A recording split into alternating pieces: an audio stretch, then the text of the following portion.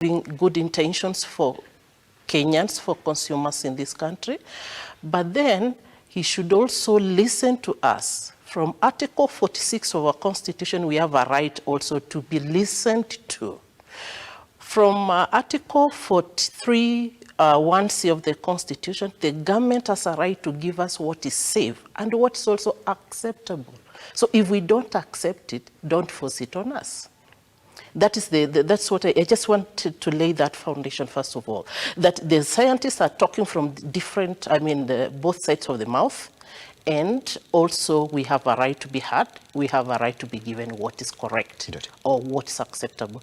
If food is not safe, it's not affordable, it's not acceptable, even when it comes to maybe not only tradition, but also culture. If it's not acceptable, then you ought to listen and also understand me as a consumer. Yes. Now, coming back to your question, yes. Why should we be anti-GM? I think partially I've answered that question. It's that scientists have not come up with a study to show that this food is safe. And that's why Kenya, at this point, we are not telling the president not to allow the importation of this food. We have quite a number of countries that are producing food that's not GM, and we've always imported from those countries. Talk of Zambia, talk of other African countries, we've been getting food that's non-GM. So why deviate from where we've been getting food from and start now importing food from the US? And remember, where this food is where maize is being produced right now, it's really not meant for human consumption there. It's for animal feed. So why are we allowing this? And then let me take you back. When Dr. William Ruto was the Minister for Agriculture, he talked of importing 10 million bags duty-free. That has not changed.